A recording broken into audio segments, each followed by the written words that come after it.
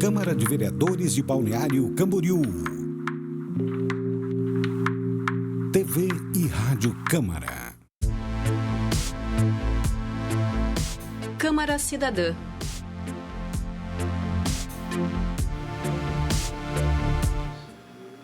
Cumprimentos especiais para você. Estamos aqui começando outro Câmara Cidadã. E hoje, especialmente, vamos falar sobre a 4ª edição do livro Histórias Especiais da PAI de Balneário Camboriú. E aqui, para falar sobre isso, convidamos a Luciana Danusa Rosa, que é coordenadora pedagógica da PAI de Balneário Camboriú, e o Luciano Candemil, diretor artístico deste projeto. Prazer em tê-los aqui. Prazer é nosso de estar aqui, né, Luciano? Seu Derbaum, mais uma vez, um grande prazer, uma honra estar aqui no seu programa, viu? Agora, eu gostaria que vocês começassem falando um pouco desse projeto que é importantíssimo, objetivando a valorização do olhar que as pessoas com deficiência têm na vida da sociedade, do mundo que os cerca. Um pouco, como é que começou isso? Qual é o estágio atual? Bem, senhor Derbal, esse projeto ele está sendo patrocinado, né, viabilizado, é importante sempre dizer isso, pela Lei de Incentivo à Cultura da Fundação Municipal, né, daqui do município, a Fundação de Cultura, e nós estamos na 4ª edição, né, no 4º ano consecutivo, participando desse edital, da Lei de Incentivo à Cultura, e ele nasceu, né, há 5 anos atrás, da ideia de não se limitar apenas de promover o acesso aos bens culturais, né, à produção de arte, mas colocar a pessoa com deficiência como protagonista dos projetos de cultura, né? Então, por isso que esse projeto foi elaborado, né? Bom, nós estamos na 4ª edição. Nas outras 3 edições aconteceu exatamente o quê? Qual foi o resultado dessas 3 edições? O resultado é praticamente o mesmo modelo, né? O que difere de um e outro é o tipo e a quantidade de oficinas que fazem parte desse projeto. Tem, né, uma variação aí. O projeto como um todo, ele tem o produto final, que é o livro, em algumas versões, mas também o projeto ele tem várias oficinas, né, de arte, de música, de teatro, produção textual, contação de histórias. Até chegar no livro. Mas sempre muda os autores que participam, nunca repetiu nenhum autor. Todos eles são alunos que frequentam a PAI. Não pode repetir? Por enquanto, a gente está preferindo não repetir, né? Até terminar o ciclo. Até porque eles esperam por isso, né? Então, assim, os alunos... esse ano eu não fui, mas o ano que vem, então, vai ser a minha história, né? Então, eles esperam por esse momento. Então, se a gente ficar repetindo de outros, aqueles que não foram não vão poder participar, ficam né? Frustrados, né? Bom, para colocar o seguinte, porque vocês têm a edição que sai, não é uma edição impressa, é uma edição, tem o e-book também, né? Esse livro, né, as 4 edições, né, ele não tem a versão impressa, mas ele tem 4 versões que a gente chama. Mas chegaram a fazer versão impressa? Não fizemos ainda. Bom, hoje em dia, no modernismo que tem, nem há necessidade disso, né? Mas, em todo caso, seria bom, né? A versão impressa ela é sempre bem-vinda. No caso de um projeto de cultura que acontece, que a gente tem que executar em 10 meses, ele torna-se um pouco mais arriscado a gente conseguir cumprir o prazo. Mas como uma reflexão e um desdobramento do que aprendemos com a pandemia, né? O livro, então, nós optamos em fazer ele de forma digital, né? Mas totalmente acessível, né? Ele tem a versão PDF, tem a versão audiolivro e tem a versão vídeo com libras, né? Bom, esse livro reúne 6 histórias, né?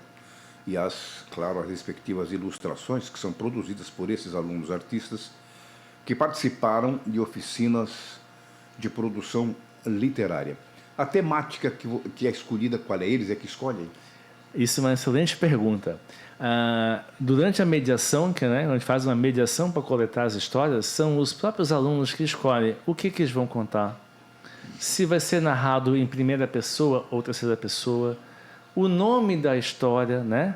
Então, eles é que escolhem isso. Se a história dele mesmo, que aconteceu com ele, ou ele está contando uma história, né? Uma outra coisa importante, né, Luciana, que as histórias são crônicas. Então, ela é uma mistura de ficção com realidade. né? Com cotidiano e fantasias. Então, não cabe a gente, como mediadores artísticos, passar com algum tipo de filtro e dizer que isso é verdade ou não. É uma crônica. Ele pode fantasiar, né? Podem. Porque o importante é eles se expressarem. Sim. Isso é o mais importante. Porque aí, quando eu falei de você criar, não inventar, não é inventar, é criar aquilo que você tem na sua imaginação, necessariamente não uma realidade factual. Isso, o livro não é uma biografia, Sim, não é uma exatamente, ele é uma coletânea de crônicas que eles contam o que eles querem se expressar, aquilo que eles acham que é mais importante naquele momento, que eles estão sentindo, né? E aí, aí tem ficção com realidade, cotidiano, enfim. E eu acho que esse é um grande barato também, né? Eu sempre vejo assim, a questão de você produzir um livro já não é fácil por si mesmo. Quer dizer, aí você vai fazer crônica, vai fazer narrativa, você vai contar história, é complicado você achar isso. Eles podem escolher qualquer tipo de abordagem? Depende a edição. Por exemplo, esse livro está vinculado a um projeto pela Lei de Incentivo à Cultura, né? Sim. Então, quando a gente vai escrever o projeto, a gente determina digamos assim, um recorte de abordagem. Uma linha, né? E esse ano é aniversário da cidade, né? 60 anos. Sim, verdade. Então, a gente usou como recorte, embora, assim, os temas são livres, né? Eles podem contar o que quiser.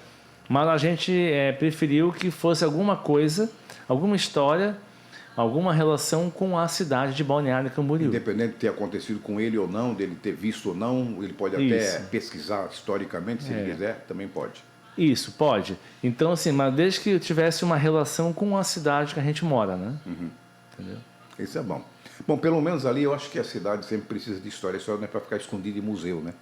Você tem que buscar do arquivo histórico, buscar de lá, tirar de lá e jogar para fora para que as pessoas tenham acesso. Vocês têm uma noção do acesso das pessoas a esse trabalho? Vocês têm uma estatística, alguma coisa assim, de acesso, por exemplo?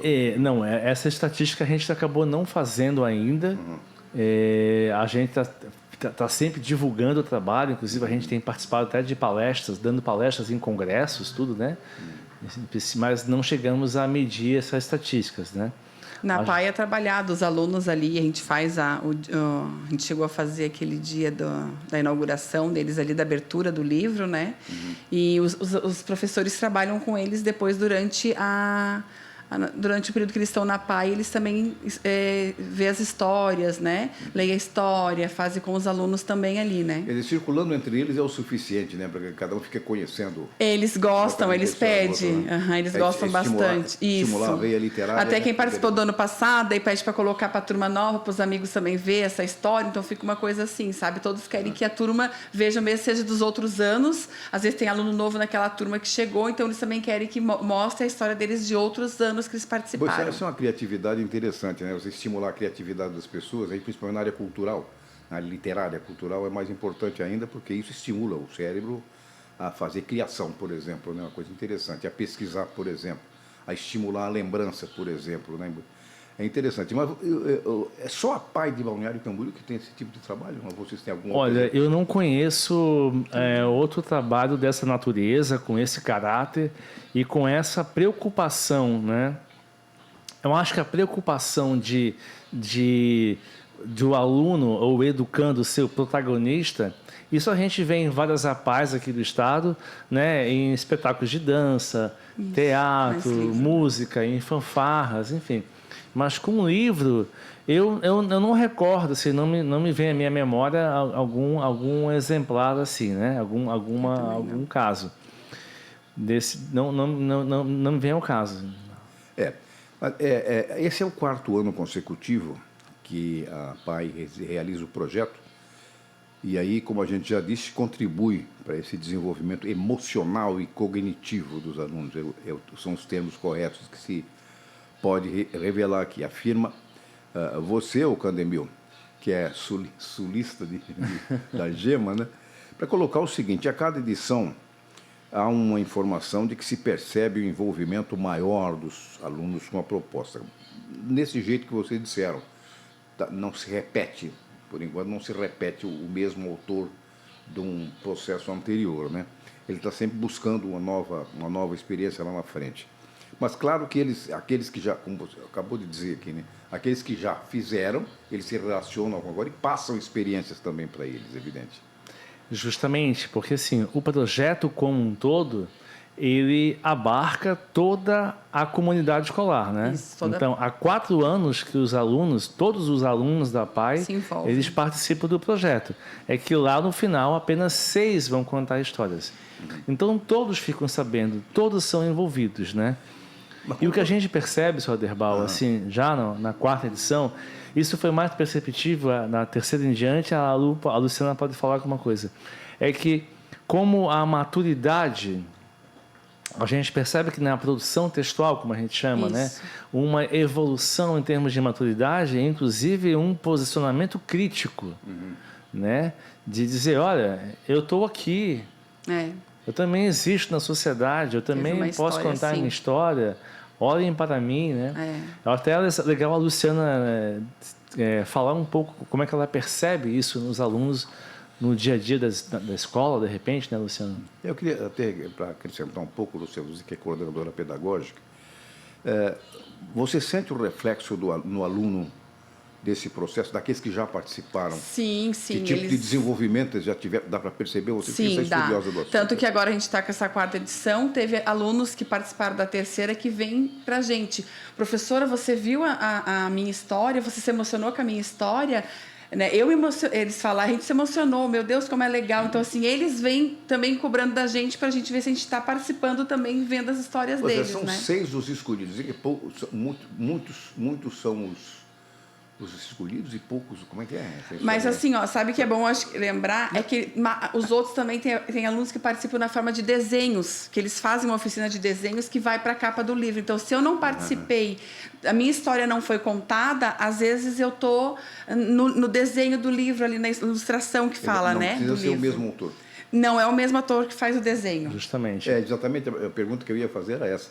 Se eles também participam das ilustrações. Participam, tem uma oficina que a professora... Não necessariamente o próprio autor daquela história. Isso. É justamente isso.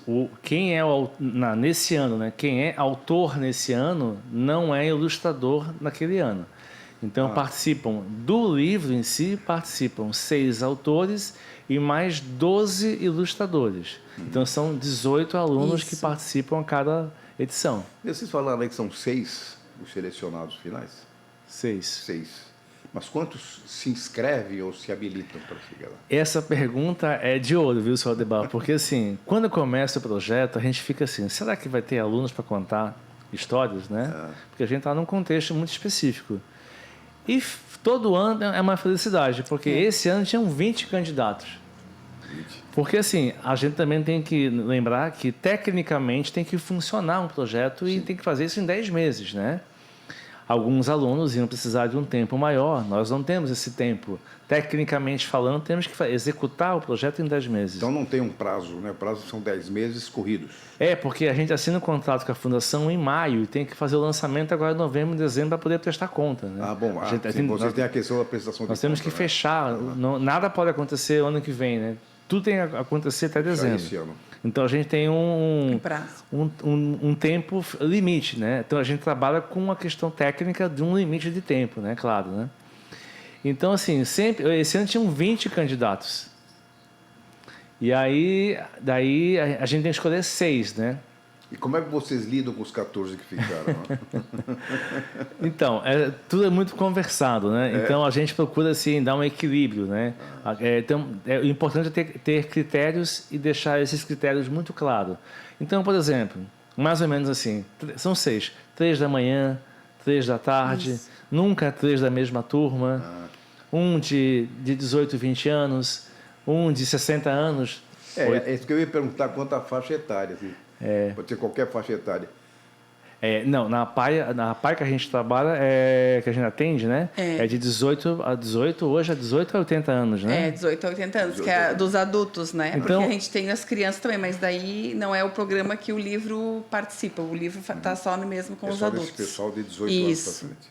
Então, a gente procura dar um equilíbrio, né? Por exemplo, quais são os critérios? Então, manhã, um pouco da manhã, um pouco da tarde, mais novos e mais velhos, cadeirantes, né? E não cadeirantes, né? Homem, mulher. Então a gente procura achar um equilíbrio assim para que toda a escola fique representada e para que não caia no risco de os 6, por exemplo, venham da mesma turma, entendeu? No mesmo período, né? Aí se cria uma figura de discriminação, fica uma coisa meio complicada, né?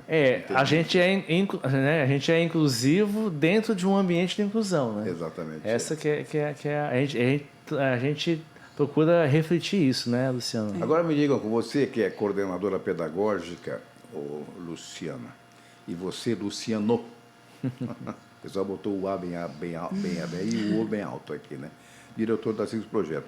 Em algum momento, depois que vocês tiveram até o 3º projeto, agora estamos no 4º aqui, houve alguma emoção especial no trabalho de algum dos alunos ou de todos? Teve sim. Até acho que do Manuel, né? Não sei se podia falar o nome, mas ele foi era um congresso ali, que era? Sim, a gente participou de um congresso sobre educação especial aqui no Instituto Federal em Camboriú, né? Isso. E aí eu fui dar uma palestra sobre o livro, né? Sobre o processo, era um público específico. E eu fiz a questão de levar 2 alunos comigo. Então, era um congresso, né, acadêmico. Eu falei por uns 15 minutos e o tempo que tinha depois para perguntas e respostas, eu me ausentei. Não é que eu me ausentei, eu fiquei de lado e deixou ele reservei para que os alunos respondessem as perguntas, né? E aí, nesse momento, o Manuel, que é um dos autores, né? Ele se emocionou muito, porque estava lotado o auditório e deixou muito claro isso, porque assim, quando o Manuel, por exemplo, né, nesse caso aqui, ele contou uma história, isso mexeu com um baú de memórias, né? Mexeu com muita coisa, muitas lembranças. Então, ele conta que teve um pouco de dificuldade, mas é que ele é uma pessoa muito feliz, então ele abriu o coração. Mexeu no coração, mexeu nas memórias, e ele vê assim um auditório no instituto lotado e as pessoas perguntando da história dele, né? Aquilo teve um valor simbólico. Aí vocês se emocionaram. A gente sempre se emociona. E também né? teve histórias também que a gente leu ali e a gente também se emocionou com a história do educando, exatamente, né? Que eu Aconteceu muito isso já também. Você faz a leitura de todos os trabalhos. Isso. Tem histórias que a gente, antes de divulgar tudo, né, o Luciano passa pra gente, a gente faz uma reunião ali, lê as histórias, e quando a gente está lendo, teve histórias de educandos que a gente chorou, né? Se emocionou com a história daquele educando. E os educandos também se emocionam, né? Eu tenho um outro também que participou do ano passado, esse ano ele ainda está emotivo com a história que ele fez do ano passado, ainda ele não esqueceu, entendeu? Então, ele se sente parte, né?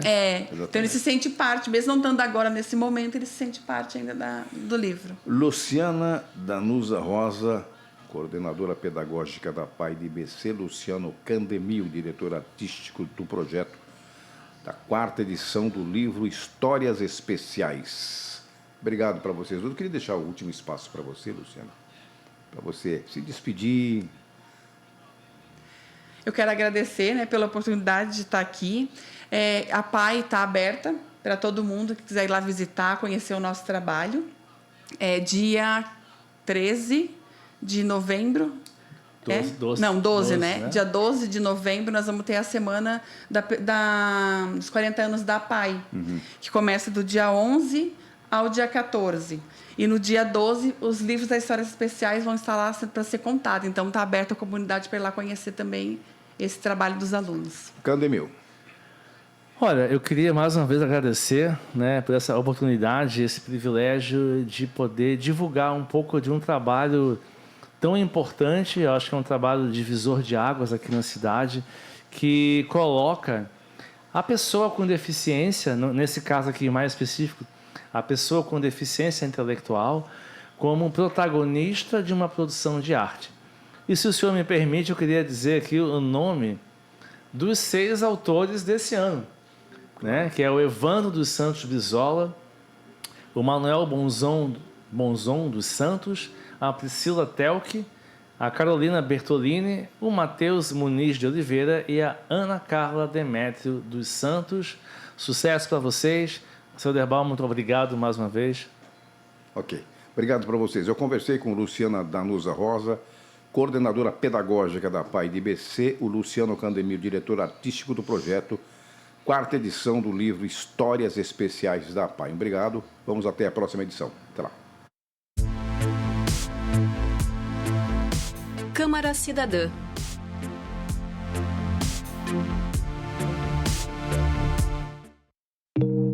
Câmara de Vereadores de Balneário Camboriú.